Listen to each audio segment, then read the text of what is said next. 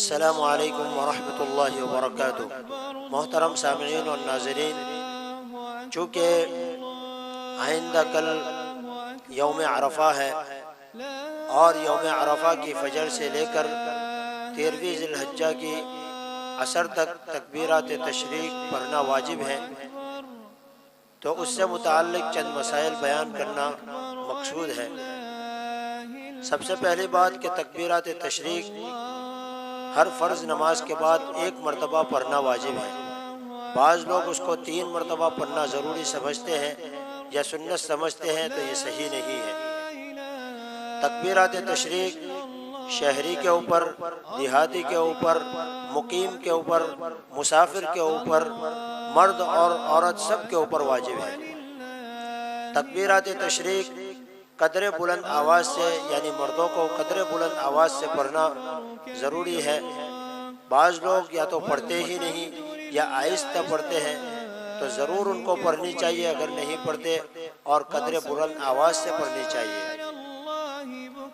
تکبیرات تشریق 9ویں ذی الحجہ یعنی عرفہ کی فجر سے لے کر 13ویں ذی الحجہ کے عصر تک، یعنی کل 23 نمازوں کے بعد، ہر فرض نماز کے بعد بلند آواز سے مردوں کے لیے اور عورتوں کے لیے آہستہ آواز سے پڑھنا واجب ہے۔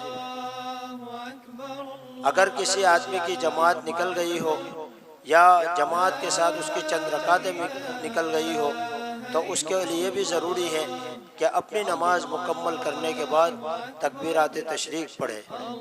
بعض لوگ یا تو پڑھتے نہیں ہیں یا بلند آواز سے پڑھنے میں جھجک محسوس کرتے ہیں، تو اس کے اندر جھجک محسوس نہیں کرنا ہے، بلکہ اس کو بلند آواز سے ہی پڑھنا ہے۔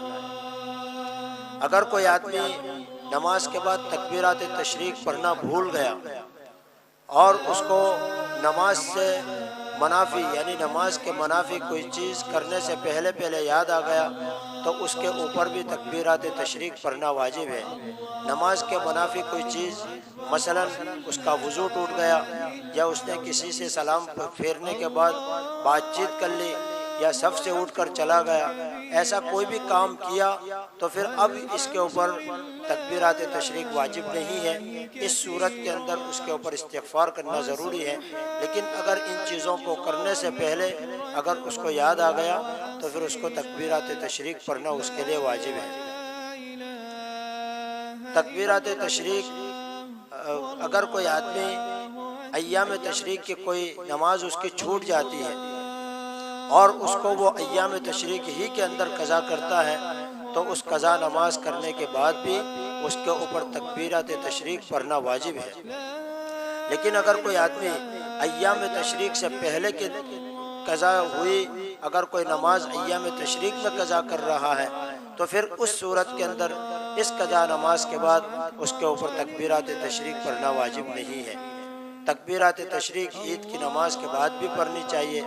اگر کوئی آدمی اپنے گھر سے عیدگاہ کے لیے اور عیدگاہ میں نماز ادا کرنے کے لیے جاتا ہے، یا اگر کسی مسجد میں نماز ادا کرنے کے لیے جاتا ہے، تو گھر سے لے کر عیدگاہ یا مسجد تک کے درمیان میں جو راستہ ہے، اس راستے کے اندر بھی اس کو بلند آواز سے تکبیر تشریق پڑھنا ہے۔